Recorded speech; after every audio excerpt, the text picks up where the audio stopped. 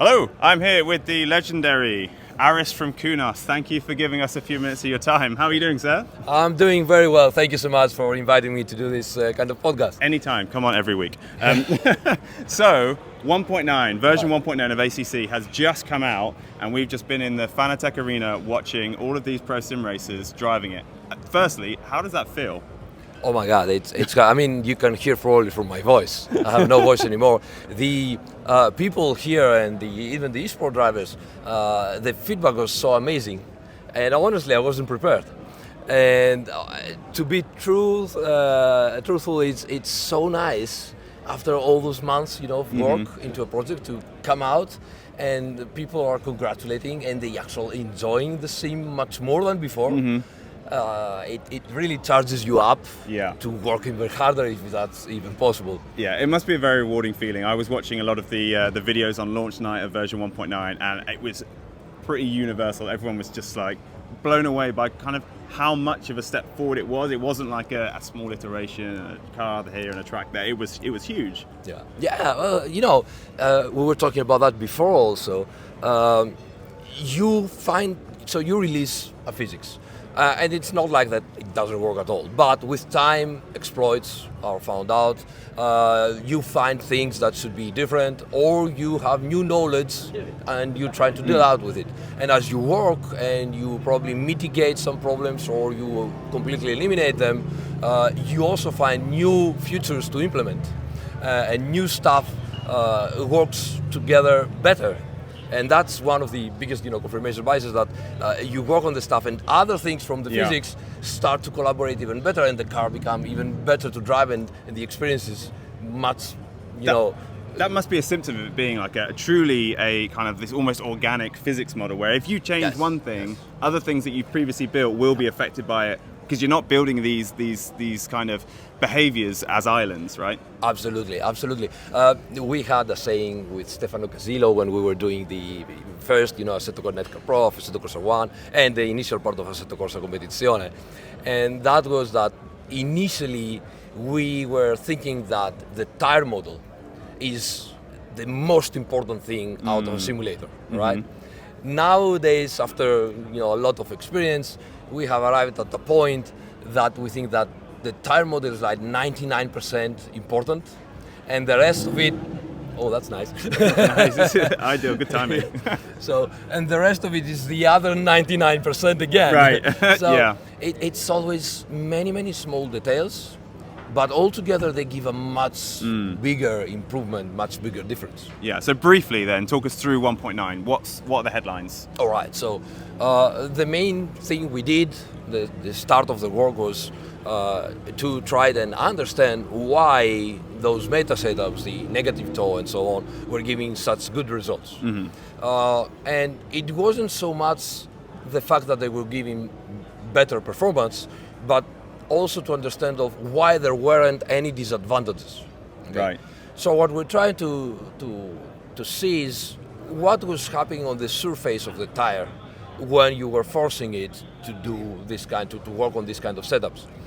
And we understood that the surface temperature had to be much higher, they have to be much more dynamic, and you had to make, in a way, as it happens in real life, that the only one part of the tire suffers more because of the flexing that the negative camber and the negative toe provoking to the tire.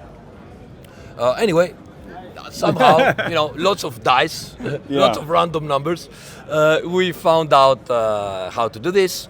The new tire model pretty much makes every single point that touches the asphalt flexes on its own and creates its own forces, its own heat generation. Okay, and that means that if you are forcing the tire to a position where only a part of it touches the ground, this is where the full heat generation, the full consumption and flexing is going to happen, and that means you practically damaging the tire. And so what we're seeing also in the arena right now is that the top esports drivers, sometimes they try to go into those famous meta setups again. Most of the time, at least this is the feedback we get from them, is that even if they manage to be fast, either there are more logical setups that give them the same, or almost the same lap times, or the car is fast but not so enjoyable to drive, so they cannot be consistent, or even if they manage to make everything correctly, after half an hour in a long stint, they're gonna pay out, they're gonna pay the disadvantages and more consumption and stuff like that. And this is briefly, I talk a lot, the tire, it was an optimistic the question. tire model. On top of that, there are improvements on the suspension travel with the bump stops and so on the dampers a lot. As I said, a big thing, but also many small details that together create a much different result.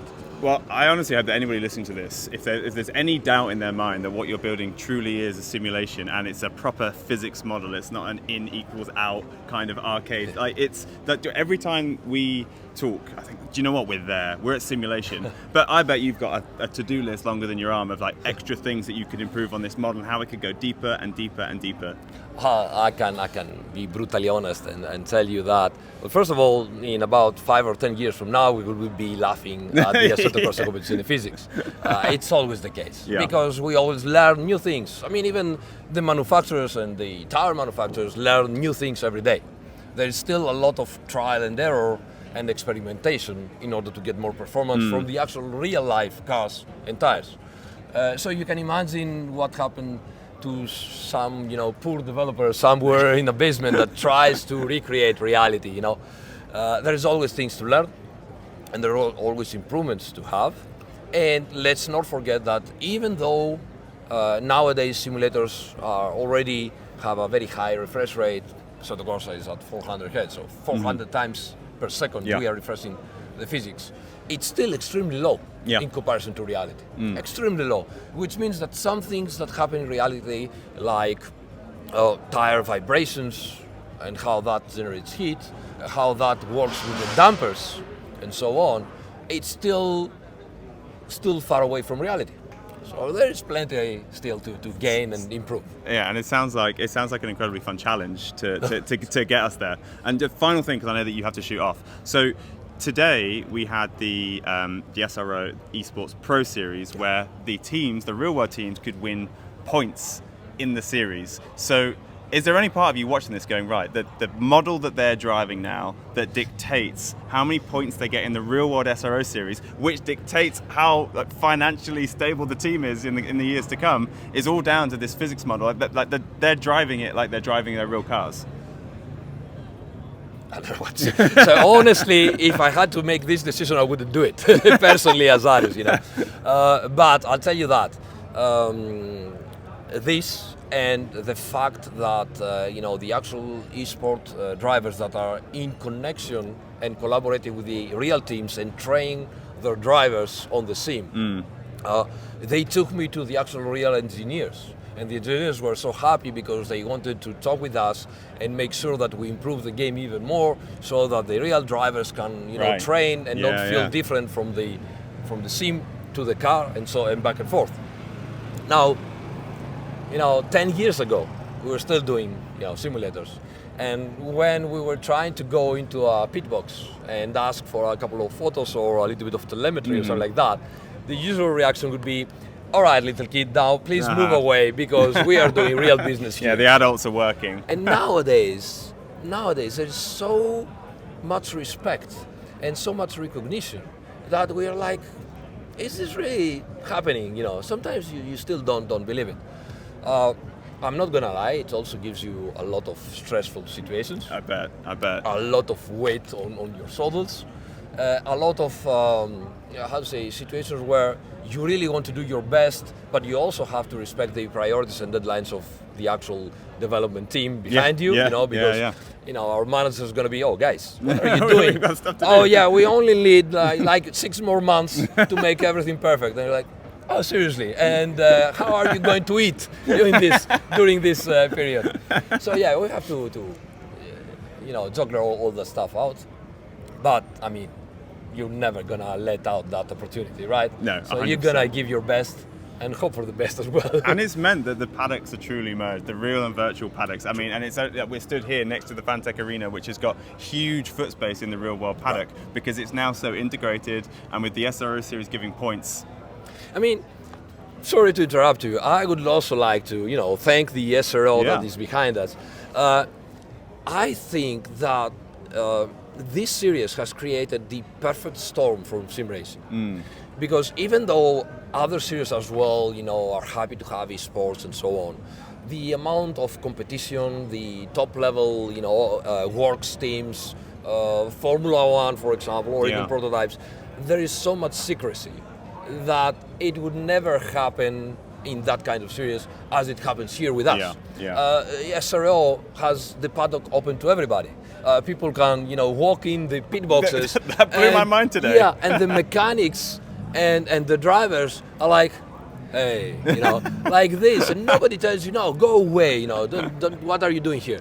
And on top of that, you have the actual engineers telling you, that's nice. No, it's Gomez back again. The Lamborghini just peppering this episode of the podcast with a beautiful sound. Has to do it. Anyway, great. So you have the real engineers and the team managers telling you, how can you help? We help you. Here's the data. That's nuts. So yeah, it really is the perfect situation. It's beautiful. Well, Aris, thank you very much for your time. I really, really appreciate it. And thank you so much for everything you do, because what happens is also because of people like you guys that organize the sim racing communities. You're too kind. Those guys found so many big communities ready to take on, and do the stuff. Well, thank you. That's. I'm not going to sleep tonight. That was beautiful. Thank you very much, and enjoy the race tomorrow. Appreciate it. Cheers.